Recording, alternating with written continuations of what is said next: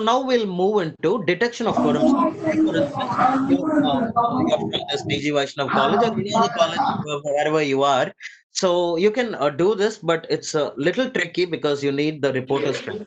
So now, what is a reporter strain? A reporter is a person who tells, who gives the news, right? So here, reporter strain is something which tells that, okay, this particular function is happening, right? So how this works? So this is what is the reporter strain. So when you talk about quorum sensing, there are two types of um, molecules. It's the short chain quorum sensing molecule as well as the long chain quorum sensing molecule. So you have two different types of quorum sensing molecules. Always remember the short chain as well as the long chain. These autoinducers could be of two types, right?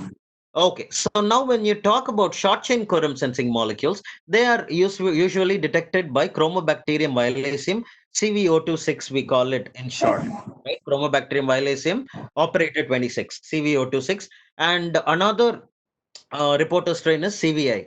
So what do you mean by a reporter strain? So if you are working, this is purely research. Whatever I'm talking now is purely research. So natural quorum sensing process. So natural quorum sensing process, it is exactly the same as of the previous one. I told you there are Lux I and the Lux R. Lux I produces the quorum sensing molecules. So if you can see that very clearly, if you can focus, then probably you'll be able to understand. So Lux I produces the quorum sensing molecule, and this molecule comes into contact with the neighboring cell when the threshold is, of course, when it reaches the threshold, and then it passes a signal to the Lux R. So once the signal is passed, you can see the green color. These are the proteins which are produced, right?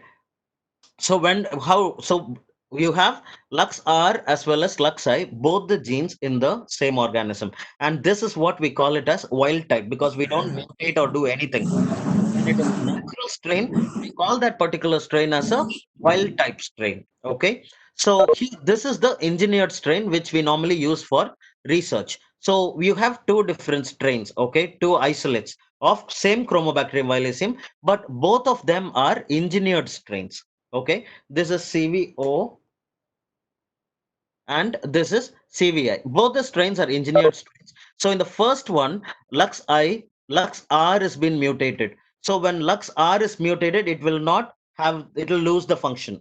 So you know very well that Lux I is the one which is responsible for the synthesis of quorum sensing molecule. So this particular organism will always produce only the quorum sensing molecule, but it will not detect the quorum sensing molecule, right? But at the same time, it's the vice versa with the receiver cells. It will only receive the quorum sensing molecule, but it will not have the other one. Lux I will not be there.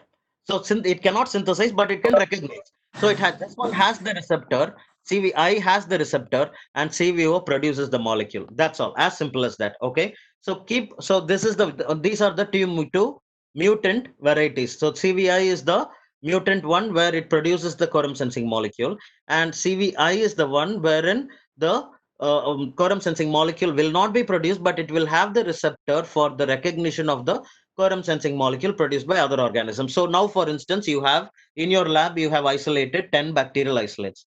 So you wanted to know whether your bacterial isolate has the ability to produce quorum sensing molecule or not. So this particular methodology is called as the T-streak method.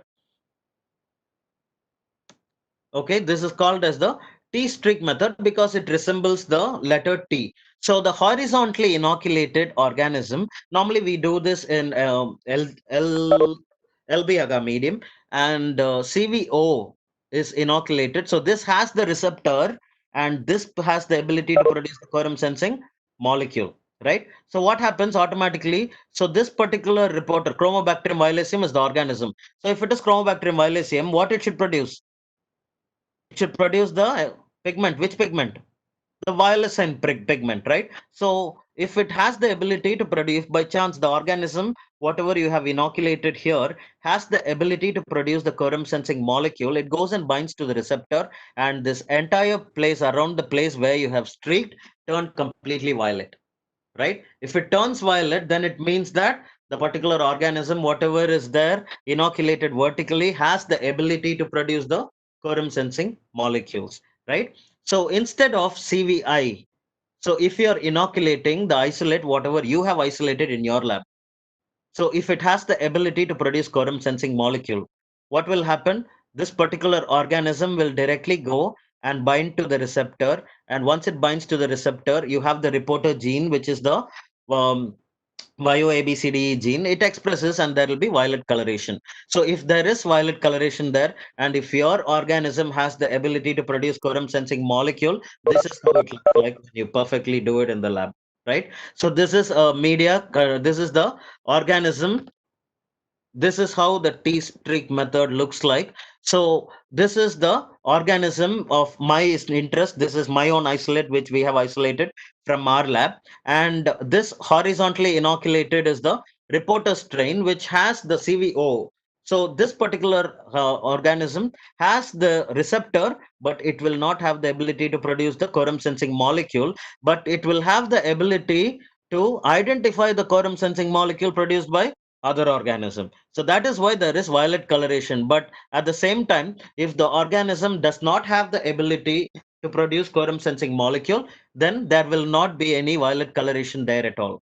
Okay, so just for your reference, this is a positive culture and this is the negative for Chromobacterium violacum, short chain quorum sensing molecule producing organism. And this is the product